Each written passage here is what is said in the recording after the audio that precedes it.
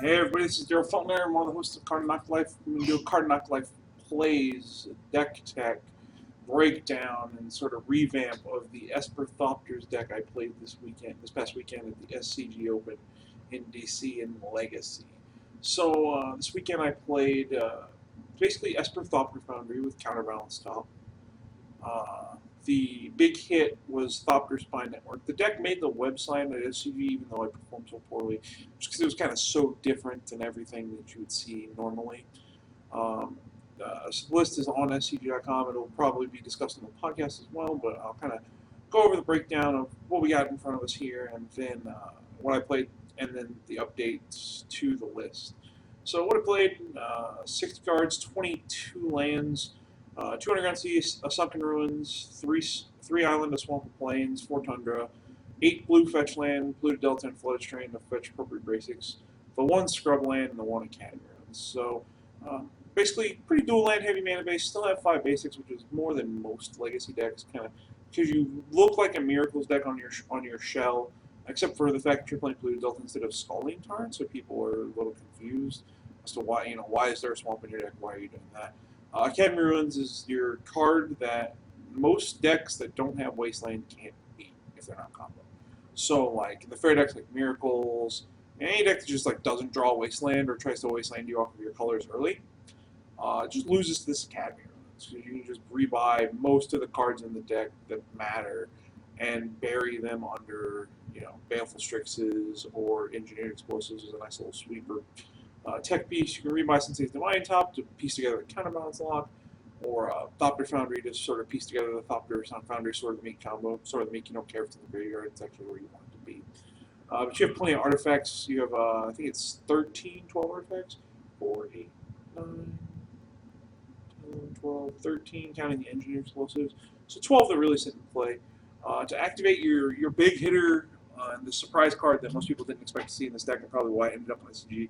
We're playing 2 Thopter Spy Network, which basically feels like 4 in Legacy since it's a 4-drop. For those of you who don't know what this does, here's a card on the screen. We upkeep, you get a Thopter. Artifact creatures, whenever an artifact creature you control deals damage, draw a card. So we were going to play Thopter Foundry Sword of the Meek, and in that deck we play a Humility and a Moat, just sort of as protective elements. If you put them both into play, nobody can attack with anything. But if you put one or the other into play, either everything's 1/1, in which case Thopter Foundry makes 1/1s and a 2/3, so you have the onboard advantage, or you play Moat, nothing that can't fly can attack you, so you're left to basically Delver, and you have a board full of 1/1s and a 2/3, or you have a Baleful Strix, and then they can't ever kill you with that Delver. So you sort of lock them out of the game that way. So both of these kind of big hitter enchantments keep your opponent from attacking you. So then we needed a win condition. So originally in the deck, when I played Thopters a long time ago, there were 2 Jaces and an Elspeth. So I thought about it, and I looked at the Elspeth, and it looked a little strange, and then I realized that, Thopter Spy Network is a card, and we're going to be playing Thopter Foundry Sword of the Meek anyways. So why not play Thopter Spy Network? It makes 1/1s that fly over the Moat, and it kind of gives you this card advantage, and the Jace also fills the same role as. The 1 Thopter Spy Network kind of overperformed when I tested the deck a little bit, and so I dropped the Jace, because Jace is getting kind of slow in Legacy. It's still a super, super powerful card, and you do need, like, a way to kill your opponent through Humility mode, which was why there was still 1 in the deck. And then we played the second Thopter Spy Network. The Cabal Therapy was an experiment. Sort of, we're going to play these Baleful Strixes. They help your aggressive deck matchups, like your Tarmogoyf decks and your Delver decks. They cantrip, they're an artifact, they can attack and connect for Thopter Spy Network, because there's not a lot of flyers in Legacy, so you can play a network on 4 and attack with Baleful Strix and draw a card, and then because you have a Baleful Strix, you get a Thopter, and continue the network chain. It also rebuys your Sword of the Meek once in the graveyard, so that when you draw Thopter Foundry, you can turn that engine on faster. And the Cabal Therapies were concession too. We were playing Baleful Strix anyways, so why not try and get a little value out of your Baleful Strixes after you play them if you don't need to block them in Cabal Therapy your opponent? This card ended up being kind of bad over the weekend because we didn't have Gitaxian Probe in our deck, so we couldn't look at our opponent's hand and ensure that we got a card of Cabal Therapy.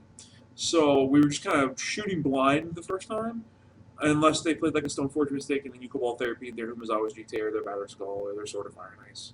And then you got the free roll after you saw their hand of flashing it back with Baleful Strix or a Thopter that you make off of Thopter Foundry, and naming the second card that you need to acquire from their hand. But otherwise, the deck's pretty standard. 4 Swords to Plowshares. We played the one Enlightened Tutor because we have so many different useful bullets and so many different useful targets in our deck that having the one Enlightened Tutor is really powerful. Not a lot against combo in the main deck. 4 Force of Will. A small counterbalance package, 3 top, 2 counterbalance, and then we're really leaning on Cabal Therapy to do a lot of the work. I played really poorly. The deck actually performed pretty well based on the draws I got, and then I kind of squandered them and went to the 5-3-1. Didn't really do well. Didn't day 2, but so Cabal Therapy was the worst card in the main board just because it really was sort of the absence of knowledge and not having a taxi probe and not being able to fit it in. We played a pair of Vindicates. Boseiju was something I was kind of concerned about. Most people play these as Council's Judgments, but this is a little better on our mana base. I'm not super concerned with the mana base not being able to support double white with 4 Tundras and a Plains.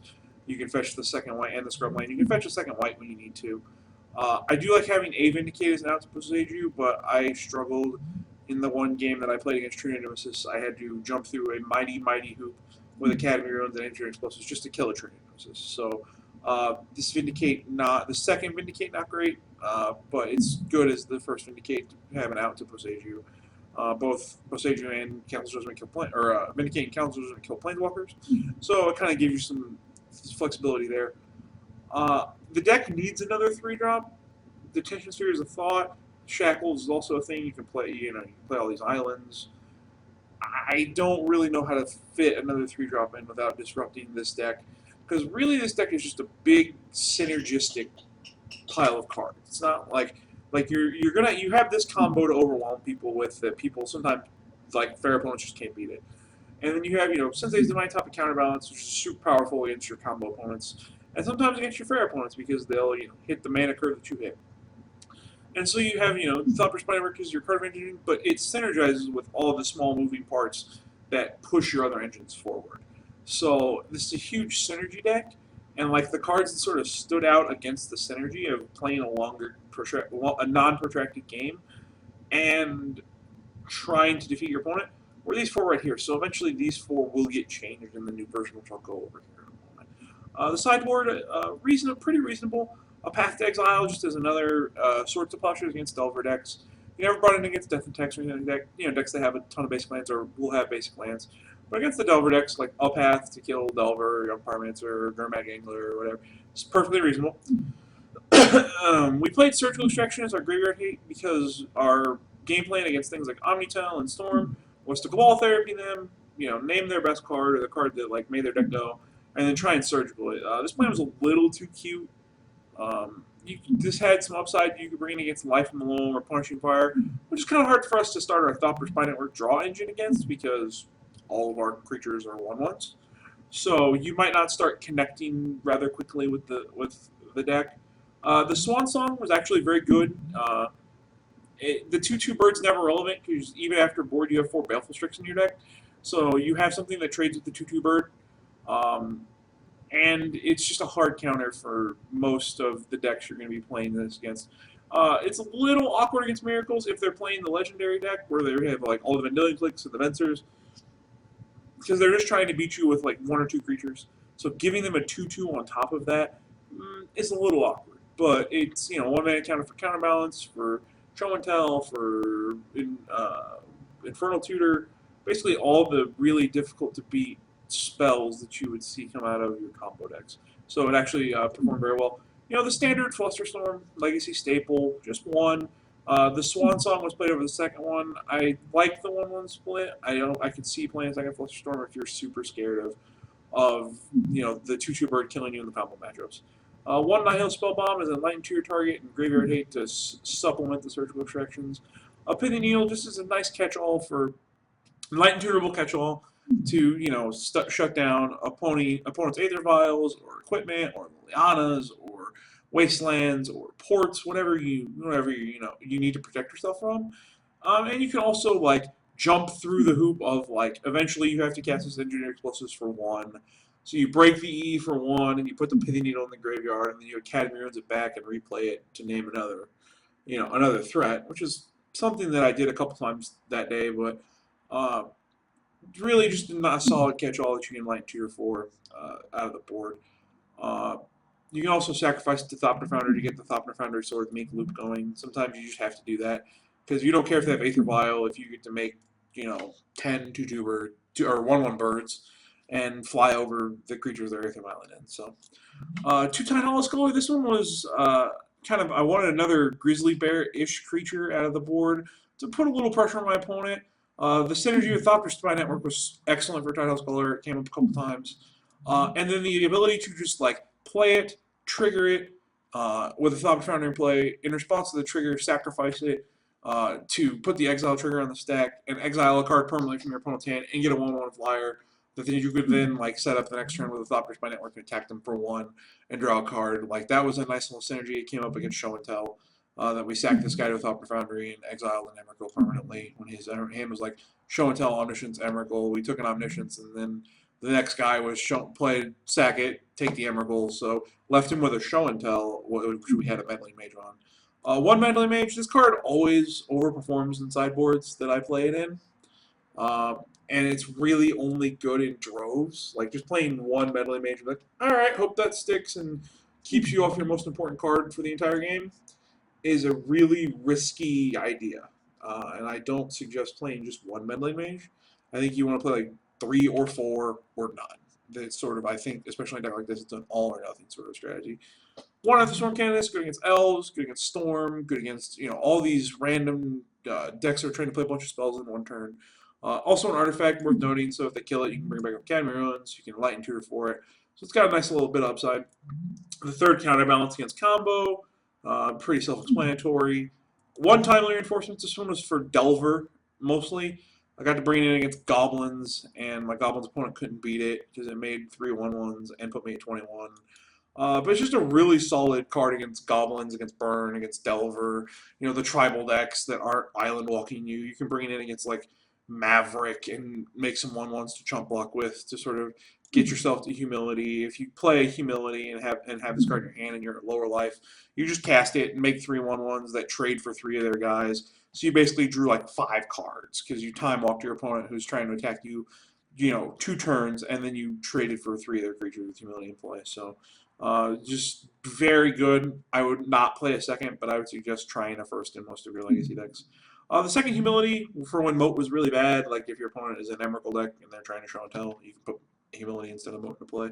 And then you just bring it against creature decks because making all their creatures 1/1s with no abilities, like shutting off a Pyromancer the 2 turns after they play, if they only make like 2 or 3 tokens, then all you have to do is kind of turn on your Thopter Foundry after you play Humility, and you just start trading your Thopters for their Pyromancer tokens, and then you trade your Thopter for their Pyromancer, and then they're just so far behind that they can't win the game. And then the second Engineer Explosive is really good against Delver, really good against token strategies. Good for problem permanents, kills Liliana, kills True Name Nemesis. So this card is actually one of the most flexible cards in the sideboard, and if you really wanted to commit to it, you could play the second one in the main board, but I don't think you have enough space to fight the combo decks to be able to do that. It is kind of awkward with your counterbalances if you have to play E for 2, but most of the time, if you're so far behind that you have to E for 2 with counterbalance in play, that's a risk you're willing to take. So this was the deck I played at SCG DC. I really liked the power of Thopter Spy Network. I'm going to keep updating this deck, and we're going to play another version of it today, which is this version. So we made some changes. We cut the Moat for the second Humility. We cut the Jace entirely. We cut it for a Dig Through Time because I felt like the Dig Through Time trying to help you piece together Thopter Foundry Sword of the Meek was a little stronger than Jace. So now you notice we can't lock ourselves out of the game nor our opponents by playing Humility and Moat. But we're going to bring everything down to our level. All of our creatures are just 1/1s. So we're going to make all their creatures 1/1s, and then we're going to win the 1/1 battle by playing Thopter Foundry Sword of the Meek. We cut the second Vindicate for the first Council's Judgment, just to have another out to True Name Nemesis.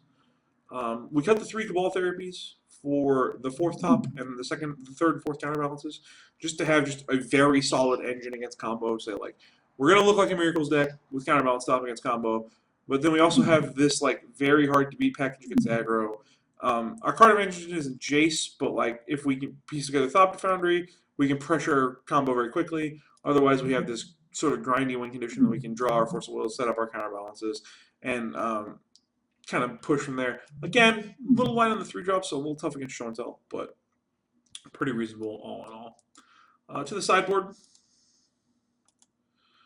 We cut the cute package of the double Surgical Extraction, double Tidehollow Sculler. Those were some of the worst performing cards from that open. And we cut the Humility because we moved to the main board. We didn't save the Moat slot in the sideboard. We made the sideboard slot an Engineered Plague. Sometimes Pyromancer can outpace you. Sometimes you need some help against Death and Taxes. You can name humans, you can name Elemental, you can name whatever you want. Also very synergistic if they're a tribal deck and you play Humility. Play Engineered Plague, all their creatures are dead. So that's a nice little synergy. This was our anti-Show and Tell card, our anti-Omniscience card. I'm going to let you guys read this one. It's basically, if a player plays an instant, it costs twice as much or it gets countered.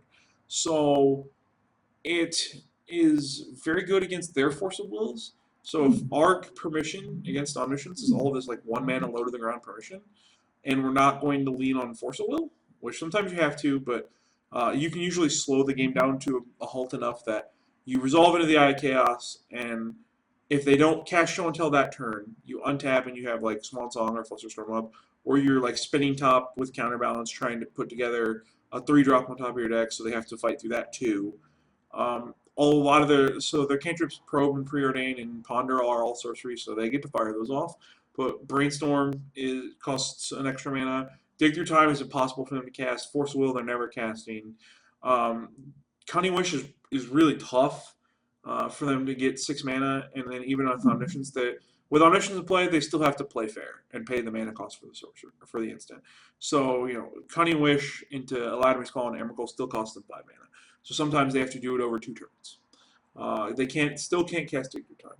Firemind's Foresight, not an option. Release the Ants, they can't kill you with Release the Ants. So if you can get Humility into play and shut off the Emrakuls, Into the Eye of Chaos shuts off the Release the Ants kill by making it cost 2 every time they cast it. And then if they play something like a Wipe Away, they have to pay 6 mana for their Wipe, or 3 mana for their Wipe Away, not 6, because they're paying the Omniscience for the first 3. So they have to be able to just hardcast their spells instead of double hardcasting their spells. So it does slow them down enough that I think it warrants a sideboard slot. Also something you might be able to bring in against Delver if you can establish a mana base quick enough, because then their Force of Wills they can't cast, their Dig Through Times they can't cast, and so they're left with kind of the low to the ground cantrips, and you're taxing a deck that doesn't have a lot of mana. So this is something you can look out for in the Delver matchup, but not great. Just a Disenchant, just something very simple, very cheap, instant speed to kind of fight Null Rod. Null Rod was a huge problem. We had, 2 answers to Null Rod and 2 Vindicates, but I'd like a 3rd one on the sideboard, so I put a Disenchant on the sideboard. A pair of Meddling Mages to replace the Tidehollow Sculler, just kind of supporting the Meddling Mage is more powerful in 3s and 4s concept that I had, that, Meddling Mage is going to be way more powerful if you have a bunch of them than if you just have one of them. And then the final update was a Grafdigger's Cage, another artifact that you can Enlightened Tutor for. That's something different to sort of mix it up against the graveyard deck, so you have a permanent source of graveyard hate and a one-time use that you can keep firing off with Academy Ruins. So that's the deck. We're gonna get some games going here on Moto shortly. So I look forward to seeing you guys in round 1.